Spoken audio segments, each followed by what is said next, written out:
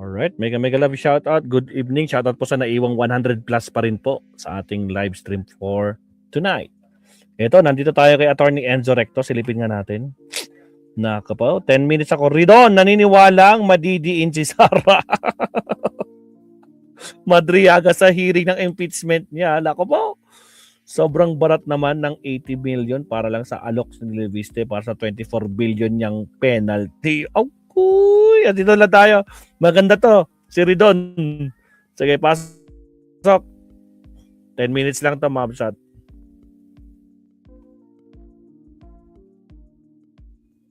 Here we go. Wala nang maraming paligoy-ligoy pa. Diretso sa punto na. Maiksi lang ang komentaryo, pero diretso sa punto. Maraming kuro-kuro. May tiwali, may totoo. Dito, sa puntong diretso tayo. Punto, diretso.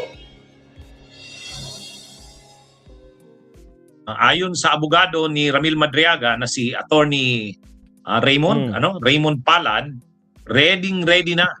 Handang-handa na raw ang kanyang kliyente na si Ramil Madriaga kung sakaling ipatawag ito ng kamara.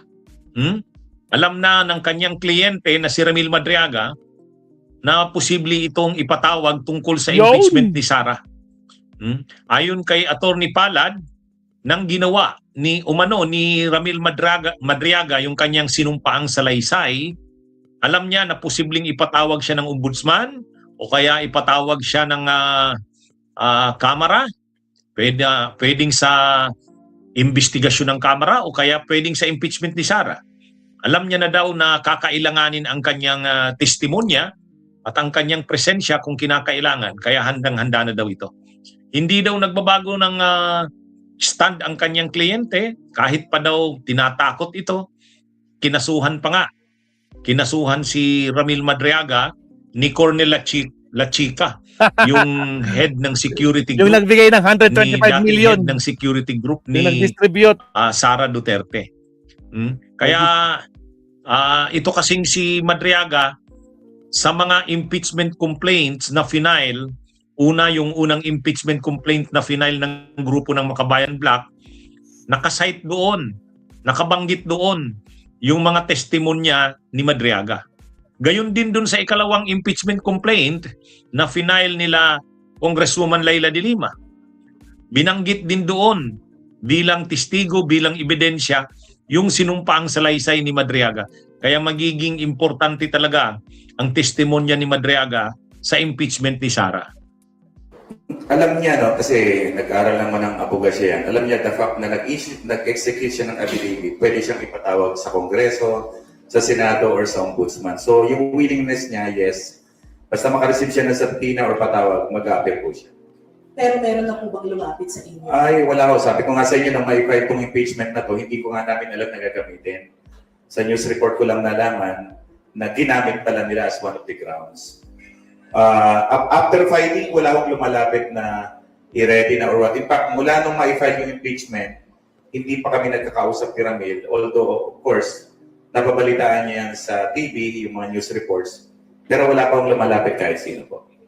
Kung sakali po that this goes to trial, ready naman po kayo na i-present lahat ng video, photos, and lahat ng documents na meron kayo? Yes, kaya nga ho, yung efforts namin na makuha yung 3 mobile phones niya, sabi ng attorney, makuha mo lang yan, andyan lahat ng ebidensya. Kaya, of course, we will exert our efforts na kung hindi namin makuha yan sa paraan namin, at least the impeachment court can subpoena, can order the court to surrender the 3 mobile phones for forensic examination.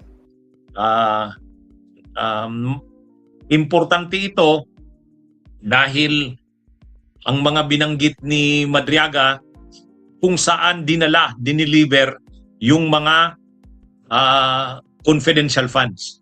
Noon kasi sa mga pagdinig ng House Committee on Good Government and Public Accountability, natapos lang yung yung mga pagkikwento. Pagkatapos maingkas sa land bank ng mga tao ni Sara, pinasa umano ito doon sa dalawang opisyal ng kanyang security group, sila Cornel Lachica at Cornel Nolasco. Pero hindi na nasundan kung saan napunta yon. Ngayon, dito sa testimonya ni Madriaga, binanggit niya kung saan. Pinatawag umano siya ni Cornela Chica, nilulas ko, at sinabihan siya kung na-i-deliver yung mga duffel bags na puno ng pera. Kaya ayon nga kay Congressman Terry Ridon, importante ang mga testimonya ni Madriaga para makumpleto ang tungkol sa kwento ng mga confidential funds ni Sara Duterte. Itinuring ni House Committee on Public Accounts Chairperson at Bicol Zero Party List Representative Terry Ridon na mahalaga ang magiging testimonya ni Ramil Madriaga para matukoy kung sino-sino ba talaga si Mary Grace Piatos at iba pang recipients ng confidential funds ni Vice President Sara Duterte. Dati umanong bagman ng Vice Presidente si Madriaga at nag-aakusang galing umano sa drug dealers at pogos ang salaping ginamit ni VP Duterte sa pangampanya para sa 2022 elections. Giit ni Representative Ridon, kung may alam si Madriaga tungkol sa mga bogus na pangalan, panahon na para mailhad ito at magkaroon ng linaw ang kontrobersya, lalo na at hindi sinasagot ni Vice President Duterte ang issue. Kaya ito, mga kabunyog, mga kababayan, itong si Madriaga, malaking malaking tulong sa bahagi ng mga complainants dahil makakadagdag ito. May mga ebidensya na tungkol sa confidential funds, yung tungkol sa mga piatos, yung tungkol sa mga pag-incash nito. Pero kung saan ito napunta, saan dinala matapos ma-encash, itong testimonya ni Ramil Madriaga ang magkukumpleto. Yun. Kaya ito, mga kabunyog, mga kabayan, sa testimonya rin ni Madriaga, nabanggit doon na ginamit sa kampanya ni Sara Duterte ang mga perang galing sa illegal na pogo. Sa katunayan, ayon kay Madriaga, yung mga binuo niyang grupo, yung Inday Sara is My President Movement, ang mga pundo umano na ginamit nila para gumulong yung kanilang grupo ay galing sa mga illegal na pogo. Siya pa nga ang kumukuha ng mga pera galing sa mga Chinese na nagbibigay ng mga donasyon para sa kampanya ni Sara Duterte. Kaya maraming mauungkat ito. Kasi yung sinumpaang salaysay ni Madriaga, marami talaga siyang dinidetalye doon. Kaya abangan natin kung paano sasagutin ng kampo ni Sara Duterte ang mga testimonya ni Madriaga. Pero kung papaniwalaan yung kanyang testimonya, mabigat ang mga doon kasi talagang dinidetalye niya. Kung tungkol naman sa mga ebidensya ni Madriaga, ayon kay Attorney Palad, ang pinakamatibay nilang ebidensya yung cellphones. May mga cellphones umano si Madriaga na hawak ng korte.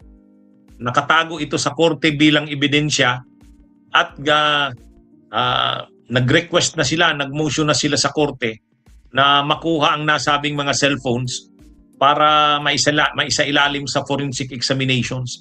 Kasi may laman doon ng mga text messages at bawat pick up daw ng pera, pinicturan ni Madriaga. Bawat deliver niya ng pera, pinicturan niya at may mga call logs doon. Malamang may mga call logs doon ng pag-uusap nila ni Sara Duterte. Kaya ito, mga kabunyog, mga kababayan. Sabi ni Congressman Terry Ridon, sana yung testimonya ni Madriaga ay makapagpatibay lalo ng mga grounds sa impeachment ni Sara Duterte para lalong tumibay at hindi magdalawang isip ang mga kongresista na i-endorso ang impeachment laban kay Sara para makarating na kaagad ito sa Senado. Kaya ito, mga kabunyog, mga kababayan, abangan natin. Basta't sa ngayon, ang sabi ng abogado ni Ramil Madriaga na si Attorney Palad, ready na ang kanyang kliyente at mula naman daw ng ginawa niya yung kanyang sinumpaang salaysay, alam niyang ipapatawag siya anumang oras. Hindi niya lang alam kung sa impeachment ipapatawag, basta't alam niya mayroong pwede siyang ipatawag kaya handa siya. Kaya nga ginawa niya na pauna pa yung kanyang sinumpaang salaysay. Okay, yan, mga kabunyog, mga kababayan. Bunyog, halikan na nakasama ka. Salamat, attorney. Iyong Nako, exciting part yan. Sir Leonardo Ansag, no? Nako po. Tingnan natin kung matasagot nila itong mga pasabog mismo ni Madriaga. Ay, nako po.